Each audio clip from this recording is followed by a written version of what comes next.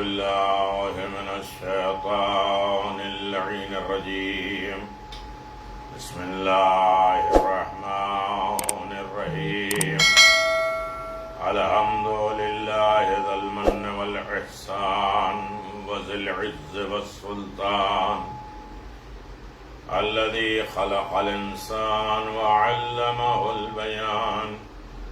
والحمد لله الذي نور قلوبنا بولاية محمد وآل محمد. اللهم صل على محمد وآل محمد. الحمد لله الذي جعلنا من المتمسكين بولاية علي بن أبي طالب عليه الصلاة والسلام وعلى آله الطيبين الطاهرين المعصومين المنتجبين. ولعنة الله على أعدائهم من الآن إلى قيام يوم الدين. آمين يا رب العالمين.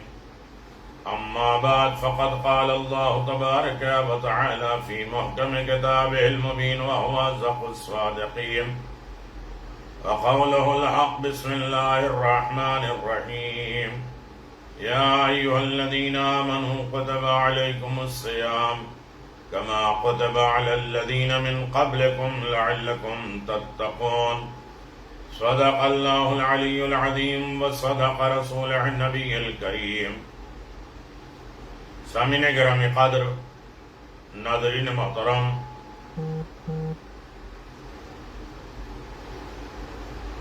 امیر المؤمنین علی بن ابی طالب علیہ السلام کی شہادت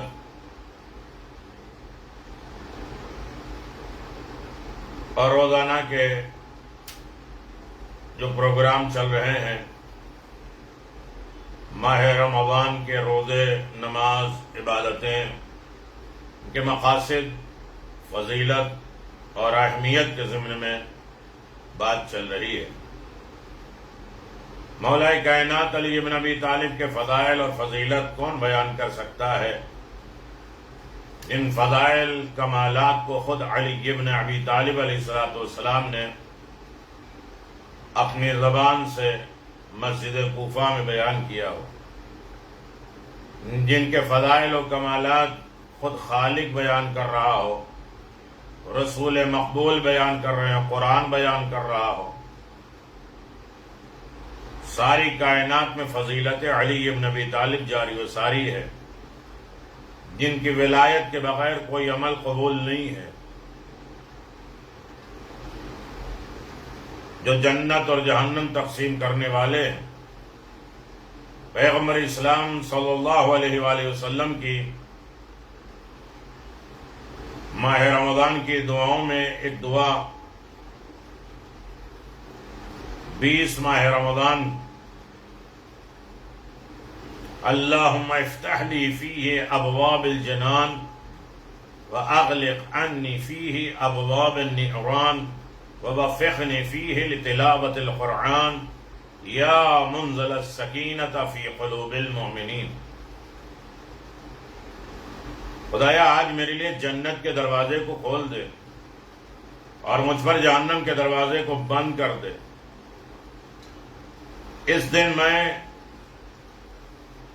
اس دن مجھے تلاوت قرآن کی توفیق عطا فرما۔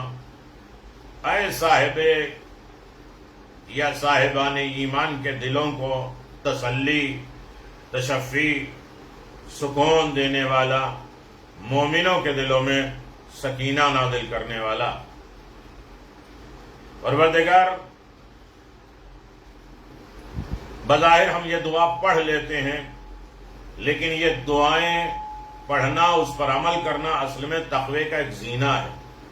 لعلکم تتقون، شاید اسی طرح ہم متقی و پرہیزگار بن جائیں گے۔ ہر دن ایک زینہ، ایک منزل جو ہم کراس کریں گے، آگے بڑھیں گے، اپنی زندگی میں ڈھالتے جائیں گے، تو یقیناً آہستہ آہستہ تقوی کی طرف ہمارا قدم بڑھتا جائے گا اور ہم متقی و پرہیزگار کی منزل پر پہنچ جائیں گے۔ اس دعا میں، چھوٹی سی دعا میں تھوڑی سی تشریح کی جاتی ہے۔ 3 حاجتیں ہیں، 3 دعائیں ہیں، 3 ریکویسٹ ہے، 3 فریاد استغاثہ ہے پروردگار سے. اے میرے خالق، اے میرے مالک، جنت میں جانے کی تمنا اور آرزو ہے میری، جہنم سے نجات پانے کی آرزو و تمنا ہے، تلاوت قرآن مجید کرنے کی توفیق اور اطمینان قلب، سکون، سکینہ. والذی انزل، پروردگار ہی نے ہر جگہ نازل کرنے کا اعلان کیا ہے. اللہ تبارک و تعالی انزل السکینۃ فی قلوب المؤمنین لیزدادوا ایمانا مع ایمانہم، مومنوں کے دلوں میں سکینہ نازل کیا ہے تاکہ ان کے ایمان میں اضافہ ہوتا جائے. سکون کی منزلیں بہت عالی ہیں، لیکن 2 جملے، اللہم افتح لی فیہ ابواب الجنان. ابواب الجنان جنت کے دروازے. جنان زبر کے ساتھ، زیر کے ساتھ، دونوں منزلیں پہ، لیکن یہاں زیر کے ساتھ باغ، بہشت کے معنی. خدایا آج کے دن میرے لیے جنت کے دروازے کو کھول دے. یعنی ابواب کے ساتھ، جمع کے ساتھ یہ ذکر ہوا ہے. حدیث معراج اور بہت سی احادیث میں جنت کے 8 دروازے ہوں گے. ہر دروازے پہ لا الہ الا اللہ محمد الرسول اللہ علی ولی اللہ، اور اس کے بعد 4 فقرات ہوں گے. جنتی کی علامت بنے گی ہر پہلے دروازے پہ یہ 4 جملے، دوسرے دروازے پہ 4 جملے، اسے پھر انشاءاللہ.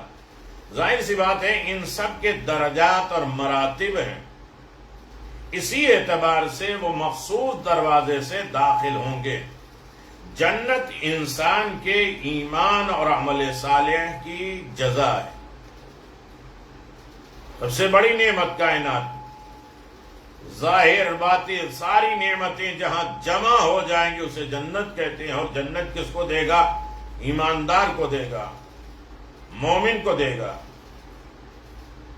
مومن کون ہوگا؟ عمل صالح کرنے والا ہوگا. عمل صالح کرنے والا کون ہوگا؟ جو ہدایت پر عمل کرے. ہدایت پر عمل وہی کرے گا جو ہادی وہاں سے مانے. ہدایت وہاں سے آتی ہے، لہذا جو وہاں سے آتا ہے وہ غلطیاں اور کوتاہیاں نہیں کرتا. یہ ابابیلوں نے بھی بتا دیا کہ ہم ہیں جانور لیکن آئے وہاں سے ہیں، لہذا غلطیاں نہیں کریں گے. تو جنت انسان کے ایمان، اعمال صالح کی جزا ہے جسے خدا بند عالم آخرت میں بندے مومن کو عطا کرے گا. قرآن مجید خود اعلان فرما رہا ہے ان الذین آمنوا وعملوا الصالحات یہدیہم ربہم بایمان تجری من تحت الانہار فی الجنان النعیم.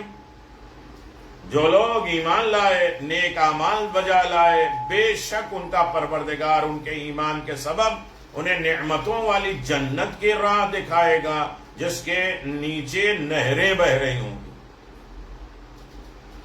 سورہ یونس آیت نمبر 9. یقیناً اس آیت کریمہ کی طرح بہت سے قرآن مجید میں آیتیں پروردگار نے بیان کی ہے کہ جنت صرف دعا اور آرزو سے حاصل نہیں ہوگی، جنت صرف تمناؤں سے نہیں ملے گی. جنت متقیوں کے لیے ہے، متقی کے لیے اسے کھولا گیا، اسے رکھا گیا ہے.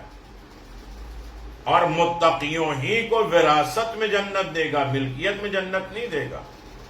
جو قوم وراثت کو نہیں مانتی ہوگی اسے جنت کی کیوں تڑپ ہے؟ یہ نمازیں پڑھے جا رہے ہیں، وہ قرآن ختم کیے جا رہے ہیں، یہ جو ہے آفت مچی ہے افطار کرنے کی اور روزہ کھولنے کی، اور یہ اس طرح سے یہ کیوں؟ کس لالچ میں؟ کہا جنت کی لالچ میں. جنت ملتی ہی نہیں ہے. جنت اللہ کہتا ہے نورث من عبادہ من کان تقی، میں اپنے بندوں کو وراثت میں جنت دوں گا جو متقی بندے ہوں گے. تو جنت وراثت میں ملے گی، ملکیت میں نہیں ہوگی. تو لہذا وراثت کو ماننا پڑے گا. جناب سیدہ کو ٹھکرا دینا کہ بھئی وارث نہیں بنتے نہ بناتے ہیں، وہ کس جنت کے لالچ میں بیٹھے ہیں؟ یقیناً، بلکہ تکمیل آرزو اور دعا کی شرط ایمان اور عمل صالح ہے۔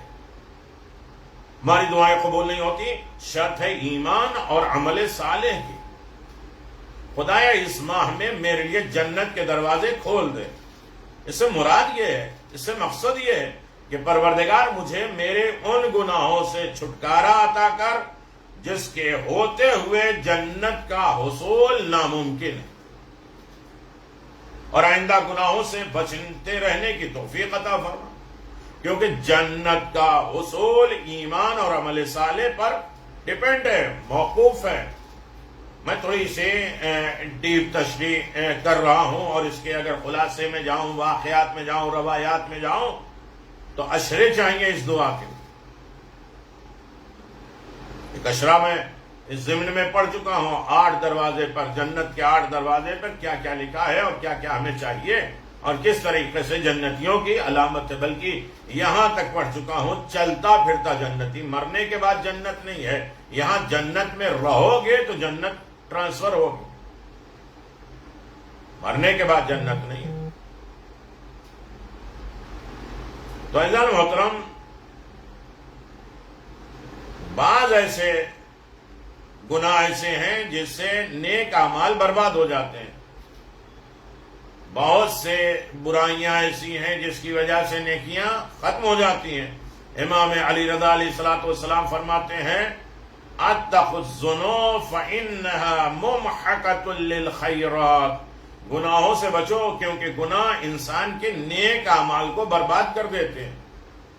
چنانچہ خدا سے ہم جنت کے حاصل کرنے کی دعا کرنا، دراصل گناہوں سے بچتے رہنا اور ایمان کی سلامتی اور نیک اعمال کی انجام دہی کی توفیق کے لیے دعا کرنا، یہ سب سے بڑی نعمت ہے۔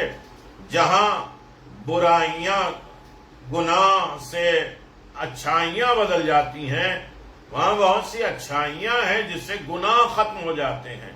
ولایت علی، محبت علی ابن ابی طالب ایسی دولت ہے جس کے آ جانے کے بعد کوئی گناہ کوئی اثر کرتا ہی نہیں، اور بغض علی ابن ابی طالب ایسا گناہ ہے، وہ اگر آ جائے تو کوئی نیکی اثر انداز نہیں ہوتی، کوئی خیر کوئی اچھائی نہیں آتی۔ حصول جنت کے اسباب، جنت کے حاصل کرنے کا ذریعہ کیا ہے، کیسے جنت حاصل کریں گے؟ احادیث معصومین علیہ الصلوۃ والسلام میں ہے کہ جنت میں داخل ہونے کے اسباب، عوامل، علل، کارن، وجہ موجود ہے، اور اس میں ساری چیزیں تو بیان نہیں کی جا سکتی ہیں، لیکن پہلی چیز ہے توحید، یعنی علی ابن ابی طالب جو جنت بانٹیں گے، تو پہلی شرط ہے وحدہ لا شریک کا کلمہ پڑھنے والا، اللہ کو ایک ایکتا ماننے والا۔ امام جعفر صادق علیہ السلام فرماتے ہیں، قولو یا قول لا الہ الا اللہ ثمن الجنہ، کلمہ لا الہ الا اللہ جنت کی قیمت ہے۔ جو کلمہ لا الہ الا اللہ پڑھ لے، یہ ایک قلعہ ہے جو اس میں داخل ہو گیا، ساری مشکلات پریشانی سے ہمیں پا گیا۔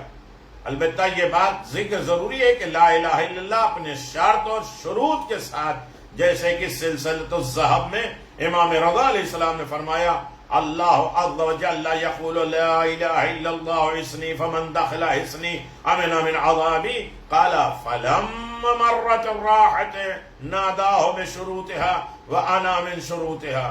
اللہ جل جلالہ کا ارشاد گرامی ہے کہ لا الہ الا اللہ ایک میرا مضبوط قلعہ ہے، جو بھی اس میں داخل ہو گیا وہ میرے عذاب سے محفوظ ہو گیا، مگر اس کے لیے شروط ہیں، اور ان شرطوں میں سے ایک شرط ہم آل محمد ہیں، یعنی امامت اور ولایت اہل بیت شرط توحید ہے، اور ولایت اور امامت کا تصور اتباع کے بغیر ناممکن ہے۔ آل محمد کی محبت، قل ان کنتم تحبون اللہ، دعوی محبت کافی نہیں ہے، اتباع ضروری ہے، پیروکار، پیروی، نقش قدم پہ چلنا، ان کی اطاعت کرنا، ان کے فالوور بن جانا، ان کے کہنے پر عمل کرنا یہ ضروری ہے۔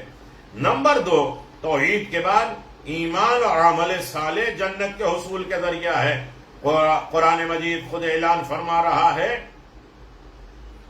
وَمَن يَعْمَلْ مِنَ الصَّالِحَاتِ مِن ذَكَرٍ أَوْ أُنثَىٰ وَهُوَ مُؤْمِنٌ فَأُولَٰئِكَ يَدْخُلُونَ الْجَنَّةَ وَلَا يُظْلَمُونَ نَقِيرًا۔ جو بھی نیک اعمال انجام دے گا، چاہے وہ مرد ہو یا عورت ہو، بشرطے کہ وہ صاحب ایمان بھی ہو، تو ان کو جنت میں داخل کیا جائے گا اور ان پر ذرہ برابر ظلم نہیں کیا جائے گا۔ مولا کائنات حضرت علی بن ابی طالب علیہ السلام فرماتے ہیں الجنت جزاء کل مؤمن محسن، جنت ہر نیک عمل انجام دینے والے صاحب ایمان کی جزا ہے۔ اللہ اکبر۔ وقت ہوتا، حالات ہوتے تو اسی حدیث کی تشریح کی جاتی کہ جنت ہر محسن، ہر نیک اعمال انجام دینے والوں کی جزا ہے، بدلہ ہے۔ اللہ اکبر۔ تیسری چیز ہے جنت کے حصول کا ذریعہ تقوی اور پرہیزگاری۔ تقوی اور پرہیزگاری قرآن مجید نے ارشاد فرمایا ان للمتقین لحسن المآب جنات عدن مفتح لهم الابواب، صاحبان تقوی کے لیے بہترین ٹھکانہ اور ہمیشہ جنتی ہیں جن کے دروازے ان کے لیے کھلے ہیں۔ جو متقی ہیں وہ ان کے لیے بہترین ٹھکانہ، بہترین جگہ، بہترین مقام کہاں ہے؟ جنت، اور وہ ہمیشہ وہیں رہیں گے۔ شرط ہے تقوی۔ پھر چوتھی چیز ہے، دیکھیے ایک ایک لفظ میں بات سمیٹ رہا ہوں ورنہ ایک ایک مجلس ہے، ایک ایک بات۔ نیک اور نیک اوصاف، نیک صفت اور اچھا اخلاق، یہ جنت حاصل کرنے کا بہترین ذریعہ ہے۔ امام صادق علیہ السلام نے ارشاد فرمایا ثلاث من عطا اللہ بواحدۃ منہن اوجب اللہ لہ الجنۃ الانفاق من الاقتار والبشر بجمیع العالم والانصاف من نفسه۔ تین کام ایسے ہیں اگر ان میں سے کوئی ایک بھی خدا کے لیے انجام دے گا تو خدا کریم اس پر جنت کو واجب قرار دے گا۔ تین کام کر لو، تنگ دستی میں انفاق کرنا، مل جائے دولت و سرمایہ ہو اور اس کے بعد لوگ کہیں کہ اللہ یہ دے دے گا تو ہم انشاءاللہ کار خیر کریں گے، نیکی کریں گے، مدرسے میں دیں گے، مسجد بنائیں گے، مجلسیں کریں گے، افطار کرائیں گے، اللہ دے تو صحیح ہے، جب بچ جائے تو اس کو دے دیں گے۔ تنگ دستی جب کچھ نہ ہو تب کرو تاکہ وہ تمہارے راستے کو کھول دے، مشکلات کو کھول دے۔ تو یہ ہماری سوچ غلط ہوتی ہے کہ ہوگا تو کریں گے، نہیں ہے تو کریں تاکہ ہو جائے۔ تو تنگ دستی میں جو انفاق ہوتا ہے، مفلسی میں، ناداری میں، غربت اور فقیری میں جو خرچ ہوتا ہے، یہ جنت کے حصول کا ذریعہ ہے۔ خود اپنے سامنے سے روٹی اٹھا کے دے دینا، خود اپنی ضرورتوں کو دوسروں کی ضرورتوں پہ مقدم نہ جاننا، بلکہ دوسروں کی ضرورت کو احساس کرتے ہوئے اپنی ضرورتوں کو ختم کر دے، تواضع اور انکساری اور ایثار کی منزل پہ پہنچ جائے، تو یقیناً یہ جنت کا حصول ہے۔ دوسری چیز، ہر ایک کے لیے خوش روی اور خوش خلقی، بد اخلاقی نہیں، ہر ایک کے لیے مسکرا کے بات کرنا، اچھے اخلاق کے ساتھ، ادب کے ساتھ، اپنا پرایا، دوست دشمن کوئی بھی ہو، با اخلاق ہو، یہ جنت کے حصول کا بہترین ذریعہ ہے۔ تیسری چیز ہے کہ تشریح کا، میں پھر کہوں کہ تشریح کا بالکل وقت نہیں ہے، نہ واقعہ نہ حدیث کی روشنی میں اس چیز کو واضح کیا جا سکتا۔ نمبر 3، عدل و انصاف کی رعایت کرنا، یہ جنت کے حصول کا ذریعہ ہے۔ جتنا انسان عدل و انصاف کی رعایت کرے گا عدل و انصاف کرتا رہے گا اپنے اوپر، اپنے گھر والوں کے لیے، اپنے مذہب کے، اپنے دین کے اوپر، اپنے شریعت کے اوپر، اپنے کلچر، اپنے معاشرے میں جہاں عدل و انصاف کو رائج کرے گا وہ جنت کا حصول ہے۔ مہمان نوازی کے لیے پیغمبر اسلام صلی اللہ علیہ وسلم کا ارشاد ہے، الضیف دلیل الجنہ، مہمان جنت کا رہنما ہے۔ مہمان کی صحیح طریقے سے اگر ہم نے خدمت کی ہے تو یہ مہمان اصل میں جنت کے لیے رہنما بن جاتا ہے، نگراں بن جاتا ہے، لیڈر بن جاتا ہے۔ پھر اس کے بعد کہیں گے، دیکھیے ایک لفظ ہے سخاوت کے لیے پیغمبر اسلام نے فرمایا الجنت دار الاسخیاء، جنت سخی افراد کا گھر ہے، کنجوسوں اور بخیلوں کا نہیں۔ لیکن کنجوس بخیل ان کا کوئی سروکار جنت سے نہیں۔ جنت کا حصول چاہیے تو اچھے اخلاق، مہمانداری اور سخاوت، اسی طرح صبر، شجاعت، جہاد کے لیے بھی آیات اور احادیث میں ان کی جزا جنت کو قرار دیا ہے۔ تو یہ جنت کے دروازے ہم کھولنا چاہتے ہیں، اور جنت کے دروازے کھولنے کے لیے ان تمام اسباب کی ہمیں ضرورت ہے۔ 8 دروازہ، ظہر اور عصر کی 8 رکعت نماز، یہ 8 دروازے، مغرب عشاء کی 7 رکعت نماز، یہ جہنم کے 7 دروازے۔ 8 دروازے کو کھولنا ہے، 7 دروازے کو بند کرنا ہے، تو ہمیں چابیاں چاہیے۔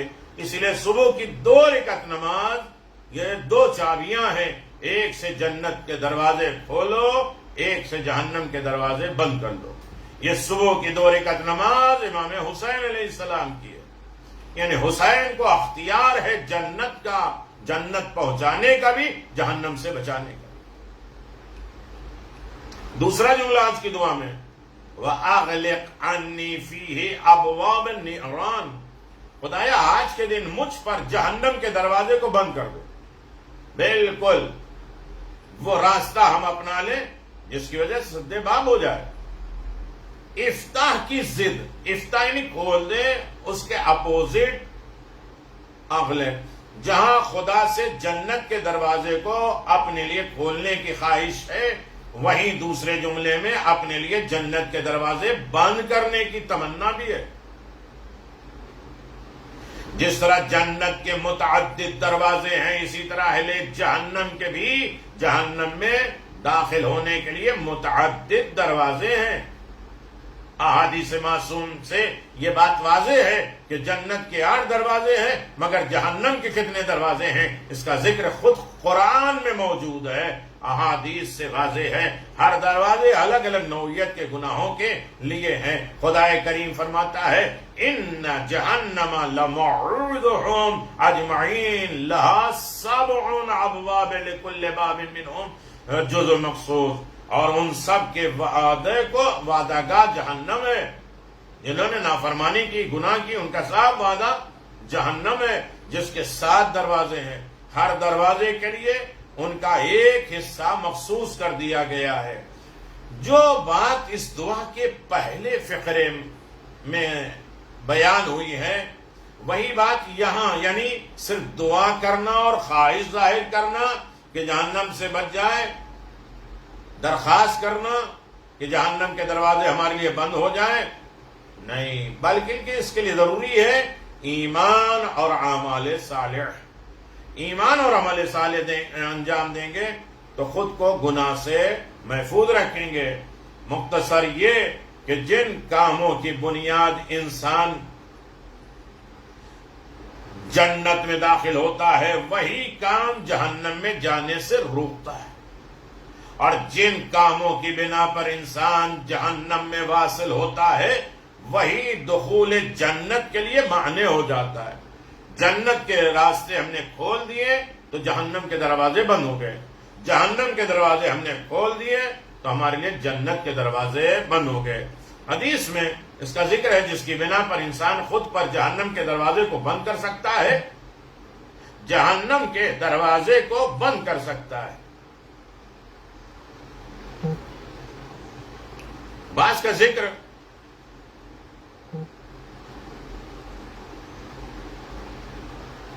ذیل میں خود آپ کی خدمت میں بیان کروں. خود پر جہنم کے دروازے کو بند کرنے کے اسباب کیا ہیں، سبب کیا ہے؟ نمبر 1، نمبر 2، نمبر 3، نماز، روزہ، صدقہ. یہ جہنم کے دروازے کو بند کرنے کا پہلا فارمولہ ہے. رسول مقبول صلی اللہ علیہ وآلہ وسلم کا ارشاد گرامی ہے کہ جہنم کے دروازے پر لکھا ہوا ہے انا حرام علی المتحجدین، انا حرام علی الصائمین، انا حرام علی متصدقین. جہنم کہتی ہے کہ میں نماز شب پڑھنے والوں پر حرام ہوں، میں روزہ داروں پر حرام ہوں، میں صدقہ دینے والوں پر حرام ہوں. امام جعفر صادق علیہ الصلوۃ والسلام فرماتے ہیں الصوم جنۃ من النار، روزے دار کے لیے جہنم کے مقابل میں ڈھال بن جاتی ہے. اللہ اکبر. بہار الانوار 96 نمبر. پہلی نماز، روزہ، صدقہ، یہ جہنم سے بچنے کا بہترین وسیلہ ہے، ذریعہ ہے. نمبر 4، محبت اور ولایت امیر المؤمنین علی بن ابی طالب علیہ السلام.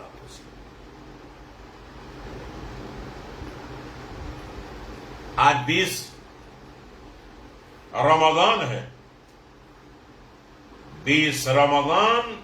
اللہ اکبر. علی بن ابی طالب کی وصیتیں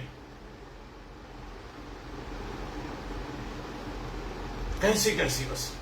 اللہ، وصیتوں پہ ہمیں غور کرنا ہے. صرف ان کے لیے وصیت نہیں تھی، وصیت عمومی، خصوصی، جہاں تک پہنچ سکے یہ ہماری وصیت پر عمل کیا جائے. امام محمد باقر علیہ الصلوۃ والسلام اپنے آباء و اجداد سے نقل کرتے ہیں ایک حدیث میں،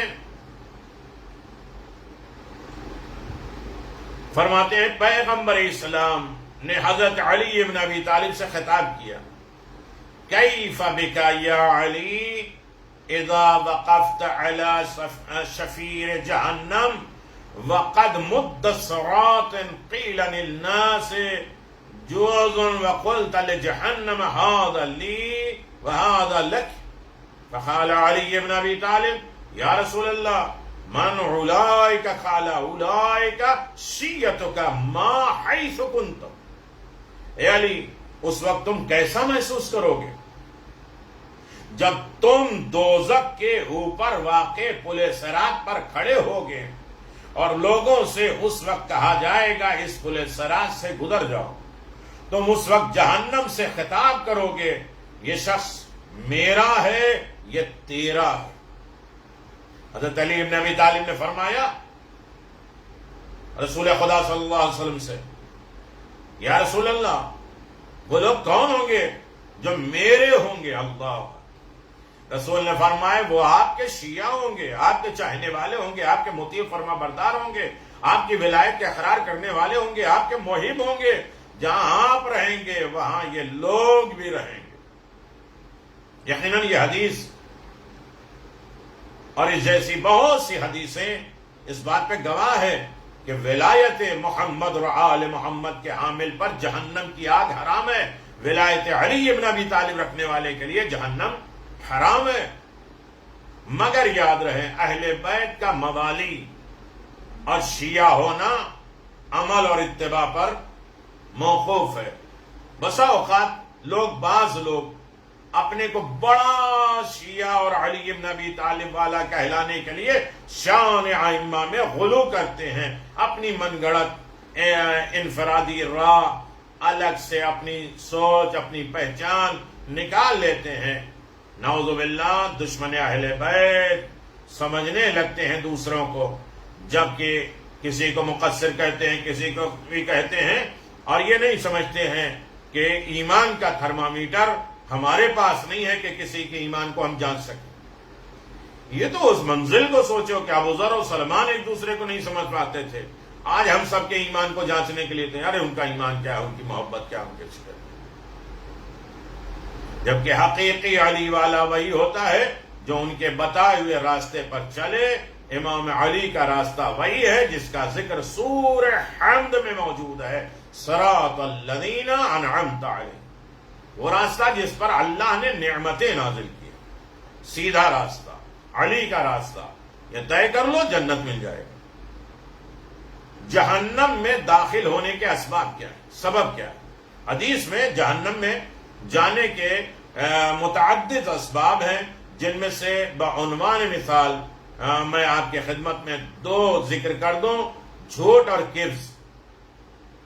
پیغمبر اسلام صلی اللہ علیہ وسلم نے فرمایا اذا کذب العبد فجر واذا فجر کفر فاذا کفر دخل النار، جب بندہ جھوٹ بولتا ہے تو فاجر ہو جاتا ہے، اور جب فاجر ہو جاتا ہے تو کافر ہو جاتا ہے، اور کافر جہنم میں داخل ہو جاتا ہے۔ یاد رہے کہ جھوٹ گناہ کبیرہ ہے، لیکن ہر قسم فقہی اعتبار سے موجب کفر نہیں ہے۔ ہاں، ضروریات دین کی تکذیب موجب کفر ہے، دین کی ضروریاتوں کو جھٹلانا۔ البتہ کفر کے بھی مختلف اقسام ہیں جن کی تفصیل اس موضوع سے مربوط نہیں ہے، آپ کتابوں میں دیکھیے۔ یقیناً عالم دوسری چیز ہے جہنم کے جانے کے اسباب و طریقے۔ عالم بے عمل، وہ جاننے والا جو اس پر عمل نہ کرے۔ سب کچھ جانتے ہیں، ہمیں معلوم ہے، آپ نہ بتائیے، سب کچھ ہمیں معلوم ہے، اس کے بعد بھی اس پر عمل نہیں ہے۔ ارے میں کہا، یہ تو مولا تھے، مولا کرتے تھے، تو پھر ہم کس کے فالوور بنیں گے؟ امیر المومنین علی بن ابی طالب علیہ الصلوۃ والسلام کا ارشاد ہے، پیغمبر اسلام نے فرمایا العلماء رجلان، رجل عالم اخذ بعلمه فهذا ناج وعالم تارك لعلمه فهذا هالك ان اهل النار ليتعظموا من نطر ريح العالم تارك العلم۔ علماء 2 طریقے سے ہیں، کچھ عالم بعمل ہیں جو نجات یافتہ ہیں، کچھ عالم بے عمل ہیں جو ہلاک ہونے والے ہیں۔ اہل جہنم ان کی بدبو سے پناہ مانگیں گے۔ خالق کائنات سے اس برکتوں اور رحمتوں کے مہینے میں ہماری دعا یہی ہے کہ خدایا ہمیں ان کام کی توفیق عطا فرما جن کی بنا پر جنت نصیب ہو، اور ان برائیوں سے نجات عطا فرما جس کے سبب آتش جہنم کے ہم حوالے کر دیے جائیں۔ اللہ اکبر۔ اور اس دن تیسرا فقرہ عظیم ہے، ووفقنی فیہ لتلاوۃ القرآن ومنزل السکینۃ فی قلوب المؤمنین، اور اس دن میں تلاوت قرآن کی توفیق دے، یعنی قرآن پڑھنے، سمجھنے، اس پر عمل کرنے، اس کو اپنی زندگی ڈھالنے کہ توفیق عطا فرمائے۔ اے صاحبان ایمان کے دلوں میں سکون اور تسلی نازل کرنے والے، تلاوت کے معنی پڑھنے کے ہیں۔ قرآن کریم کی تلاوت باعث ثواب ہے۔ اس کے بارے میں امام جعفر صادق علیہ الصلاۃ والسلام نے فرمایا القرآن عہد اللہ الی خلقہ فقد ينبغي للمرء المسلم ان ينظر في عهده ان يقرأ فيه منه في كل يوم 5 آیات۔ قرآن کریم مخلوق کے لیے خالق کا عہد و پیمان ایگریمنٹ ہے۔ ایک مسلمان کے لیے ضروری ہے کہ وہ اپنے عہد اور پیمان کو دیکھے، ہر دن اس سے 50 آیتوں کی تلاوت کرے۔ ایک اور مقام پر ارشاد ہے نور بیوتکم بتلاوت القرآن فإن البیت اذا کثر فیہ تلاوت القرآن اضاء لأہلہ السماء کما تضی نجوم السماء لأہل الدنیا۔ اپنے گھروں کو تلاوت قرآن سے روشن کر دو، کیونکہ جس گھر میں کثرت ساتھ زیادہ سے زیادہ قرآن مجید کی تلاوت کی جاتی ہے، وہ گھر آسمان والوں کے لیے ویسے ہی روشن اور منور ہے جس طرح اہل زمین کے لیے آسمان کے ستارے روشن و چمکدار۔ قرآن کریم ماہ رمضان میں بہت گہرا رابطہ ہے، کنیکشن ہے ماہ رمضان اور قرآن مجید سے۔ چنانچہ اس ماہ مبارک میں شب قدر بھی ہے جس میں قرآن مجید کے نزول دفعی ہوا ہے، لہذا یہ مہینہ حقیقت قرآن کے ساتھ متحد ہے۔ پیغمبر اسلام صلی اللہ علیہ وسلم نے ماہ شعبان کے آخری خطبے میں ارشاد فرمایا تھا، اس مہینے میں ایک آیت کی تلاوت دوسرے مہینوں میں ختم قرآن کے برابر ہے۔ امام محمد باقر علیہ السلام فرماتے ہیں لِكُلِّ شَيْءٍ رَبِيعٌ رَبِيعُ الْقُرْآنِ شَهْرُ رمضان، ہر شے کی ایک بہار ہوتی ہے، قرآن کی بہار ماہ رمضان ہے۔ چاہتے تو یہی ایک دعا کو پورے مہینہ ہم گزار سکتے تھے، اتنی اہم دعا ہے۔ یاد ہے قرآن ایک ایسی کتاب نہیں ہے جسے سرسری رسمان جلدی جلدی ختم کر لو، پڑھ کر آگے بڑھ جائے، بلکہ اس کے پڑھنے کے ظاہری اور باطنی آداب احادیث کی کتابوں میں موجود ہے۔ کم از کم قرآن مجید کی تلاوت کے آداب 21 ہیں، جیسے طہارت ہے، ظاہری باطنی ساری طہارت، وضو کے ساتھ، مسواک کے ساتھ، قبلہ رخ، احترام قرآن، خوشبو لگانا، بسم اللہ کرنا، اعوذ باللہ کہنا، خدا سے معافی تلافی کہنا، اچھی جگہ بیٹھنا، اچھے مقام پہ پڑھنا، اچھی جگہ اچھے دن پڑھنا۔ نزول کا مقصد ہدف صرف تلاوت نہیں ہے، بلکہ یہ کتاب لوگوں کے عمومی ہدایت، متقین کی خصوصی ہدایت کے لیے نازل ہوئی ہے، جیسا کہ خود ہدی للمتقین، ہدی للناس سے روشن ہے۔ یہ ہدایت ہے، اس وقت تک ناممکن ہے جب تک اس میں غور و فکر نہ کر لیں، جب تک ہم انسان نہ بن جائیں۔ خدا کہتا ہے افلا یتدبرون القرآن ام علی قلوب اقفالہم، تم قرآن پر غور و فکر کیوں نہیں کرتے؟ کیا تمہارے دلوں پہ تالے لگے ہیں؟ تو میرے عزیزو، قرآن ایک عظیم کتاب ہے، اور اگرچہ اس میں غور و فکر کے بغیر بھی قرآن مجید کی تلاوت کرتا ہے تو اسے تلاوت کا ثواب تو مل ہی جاتا ہے، لیکن بہت سی دوسری نعمتوں سے فائدہ نہیں اٹھا پاتا، محروم ہو جاتا ہے۔ اگر عربی سے نہ واقف ہے تو کم از کم اس کا ترجمہ، 2-4 آیتوں کے مفہوم سمجھ لے۔ خلاصہ یہ ہے کہ قرآن کریم مستفید ہونے کے لیے 3 مرحلے ہیں۔ قرآن کیسے فائدہ دیتا ہے؟ ایک تو تلاوت کے ذریعے، قرآن مجید کی تلاوت نہ صرف عبادت، بے شمار ثواب و جزا کا سبب بنتی ہے، بلکہ بعد کے مرحلے کے لیے راہ ہموار کرتی ہے۔ دوسرا طریقہ آیات کی تلاوت کے ساتھ ساتھ انسان اس پر غور و فکر کرے تو یہ کام اس کے لیے انتہائی مفید واقع ہوتی ہے، اس کی معرفت کے راستے بلند ہوتے ہیں، سبب بنتے ہیں۔ تیسرا کام ہے عمل، جس طرح تلاوت غور و فکر کرنے کے لیے راہ ہموار کرتی ہے، اسی طرح قرآن میں غور و فکر کرنا اس کے تعلیمات پر عمل کرنے کا باعث بنتا ہے۔ اور یہ سب ہم مرحلہ ہے۔ اگر کوئی شخص قرآن پر عمل کرے گا، قرآن پہ غور کرے گا، تو اس نے اس ہدف اور مقصد کو پورا نہیں کیا۔ چنانچہ رسول خدا صلی اللہ علیہ وآلہ وسلم نے اعلان فرمایا، اور مولا کائنات کی حدیث بھی ہے، رب تعلی القرآن والقرآن یلعنہ، بہت سے لوگ قرآن پڑھتے ہیں لیکن قرآن ان کے اوپر لعنت کرتا ہے۔ یہ وہی لوگ ہیں جو قرآن پڑھتے تو ہیں مگر اس کی تعلیمات پر عمل نہیں کرتے۔ آج کے دن کی دعا میں معبود سے خطاب ہے، اے مومنوں کے دلوں میں سکون نازل کرنے والے، جیسا کہ خود قرآن کریم نے فرمایا وَالَّذِي أَنزَلَ السَّكِينَةَ فِي قُلُوبِ الْمُؤْمِنِينَ، وہی خدا ہے جس نے مومنوں کے دلوں میں سکون نازل کیا ہے۔ تلاوت قرآن ذکر الہی ہے جس کے ذریعے دلوں کو سکون اور اطمینان کا سامان مہیا ہوتا ہے۔ الا بذکر اللہ تطمئن القلوب، آگاہ ہو جاؤ، یاد الہی ہی سب سے اطمینان حاصل کرتا ہے، اطمینان دیتا ہے۔ لہذا اے مہربان خدا، ہمارے دلوں کو آج کے دن تلاوت قرآن کریم کی توفیق عطا فرما، ہمارے دلوں کو روشن نور قرآن سے منور فرما، تلاوت قرآن کے ذریعے ہمارے دلوں کو سکون اطمینان عطا فرما۔ آج کی شب ویسے بھی شب قدر ہے، انا انزلناہ فی لیلۃ القدر، آج ہی کی شب اللہ نے قرآن کو نازل کیا۔ یہ شب حقیقت قرآن سے متحد ہے، اسی رات تقدیریں لکھی جاتی ہیں، مقدر بنتے ہیں۔ اس رات کا ہر عمل 1000 مہینوں کے عمل سے بہتر ہے، لہذا یہ شب قرآن سے وابستگی کی شب، خالق کائنات کی بارگاہ میں خشوع اور خضوع کے ساتھ دعا مانگنے کی رات ہے، امیر المؤمنین کی شہادت کی شب بھی ہے۔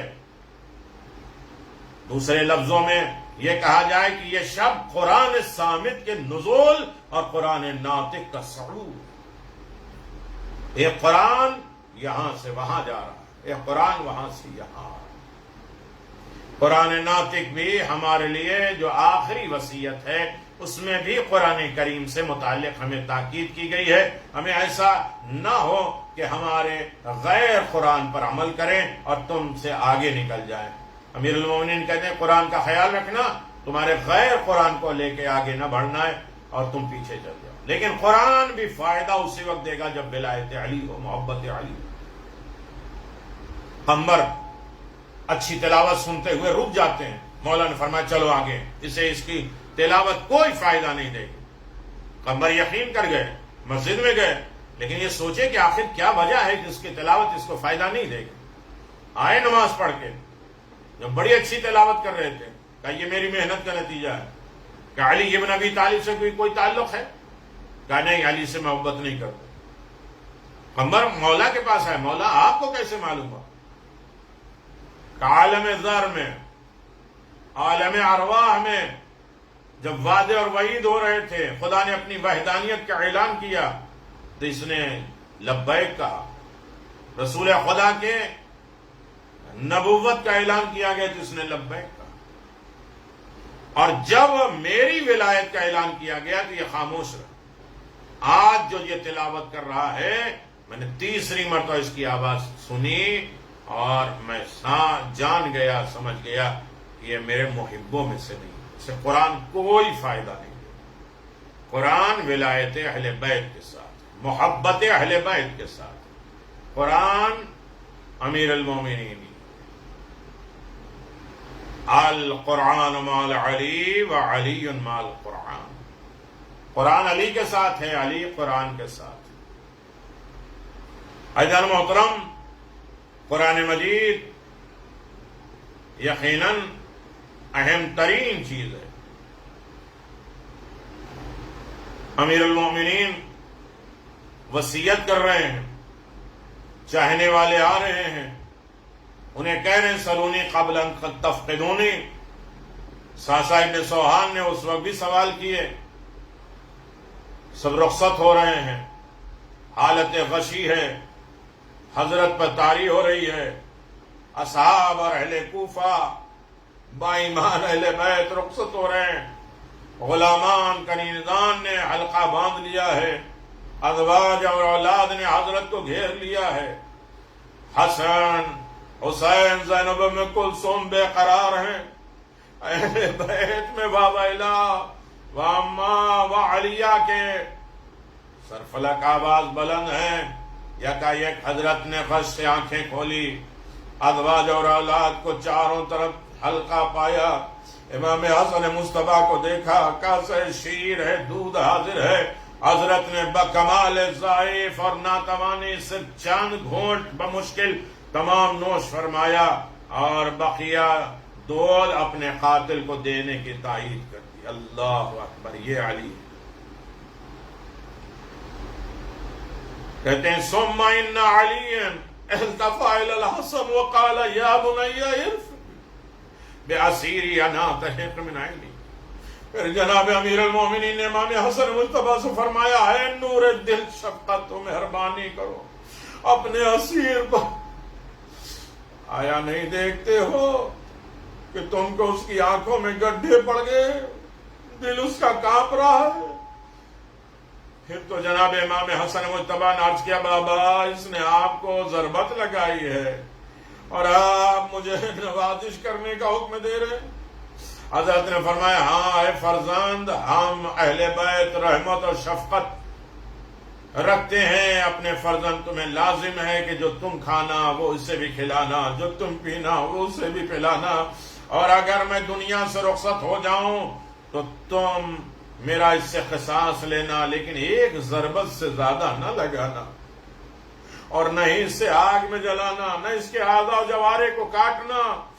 اس وصیت اور قاتل کے ساتھ حسن سلوک اور اس کی سفارشیں کل اہل دنیا خصوصاً اہل کوفہ کو ہدایت ہے کہ ہم تو اپنے قاتل سے یہ رفتار کرتے ہیں، لیکن اقلن ہماری اولاد سے بحسان اور نیکی وقت اسیری پیش آنا۔ حضرت تو اپنے قاتل کے متعلق اپنے فرزند سے وصیت کرے کہ اس کو کھانے سے سیر کرنا، اپنی پینے سے سیر کرنا، لیکن اس کے اعضاء و جوارے کو قطع نہ کرنا، ایک ضربت سے زیادہ نہ مارنا۔ مگر افسوس، ہزار افسوس، اشقیاء کوفہ و شام نے ان کے فرزند دلبند امام حسین پر انواع اور اقسام کے ظلم و ستم کیے۔ 3 دن کی بھوک اور پیاس میں گلے سے، جس میں 4000 زخموں سے چور اعضاء و جوارے کو قطع کر دیا۔ امام عصر اپنے جد مظلوم سے یہ حالت یوں فرماتے ہیں، امام زمان کلام ضرور دل میں اثر کرتا ہے کہ کلام الامام امام الکلام، اللہ اکبر، السلام علی الاعضاء المقطعات، سلام ہو میرا ان اعضاء نورانی پر جو پارا پارا کر دیا گیا، سلام علی اجساد العالیہ، سلام ہو میرا ان اجسام پاکیزہ پر جو بے لباس کر دیا گیا۔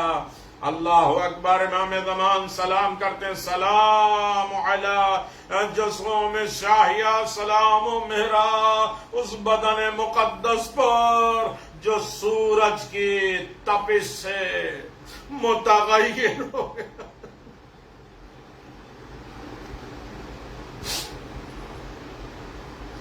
السلام علی رعوس المشالات، سلام میرا ان سرہائے انوار پر جو نیزوں پہ بلند تھا۔ السلام علی الشفاء الزبلات، سلام ہو ان پر میرا لباس خشک جو شدت تشنگی سے بدمردہ ہو گیا تھا، جن کے لب۔ السلام علی الدماء الشائلات، سلام میرا خون طیب طاہر جو بظلم و ستم بہایا گیا۔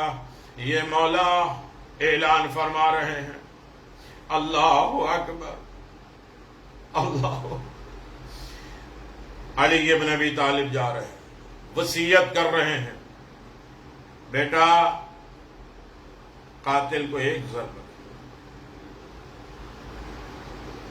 بیٹی کی گود میں باپ کا زخمی سر ہے، بیٹی روئی، آنکھ کے آنسو باپ کے چہرے پہ گرے۔ علی نے تڑپ کے آنکھ کھولا، بیٹی رو رہی ہو؟ کہ جس کا بابا اس دنیا سے جا رہا ہے وہ بیٹی روئے بھی نہیں۔ کہ بیٹی بڑے رونے کے دن آئیں گے بابا، جب میں روؤں گی مصیبت میں آپ آئیں گے؟ کہ اے بیٹی میں ضرور آؤں گا۔ دیکھیں یہی شام غریبہ آ رہے ہیں علی، اور اس کے بعد شام کے دربار میں علی ابن ابی طالب آ رہے ہیں، جنہیں بیٹی کا گریہ برداشت۔ آج وہی بچے یتیم ہو رہے۔ اللہ قرآن کا واسطہ، اہل بیت کا واسطہ ہم سب کی عبادتوں کو قبول فرما۔ الا لعنت اللہ علی قوم الظالمین، سیعلم الذین ظلموا ای منقلب ینقلبون، ان للہ و انا الیہ راجعون، رضا بقضائہ و تسلیما لامرہ۔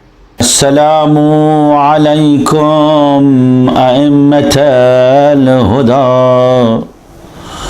ورحمۃ اللہ وبرکاتہ۔ استودعکم اللہ واقرأ علیکم السلام۔ آمنا باللہ وبالرسول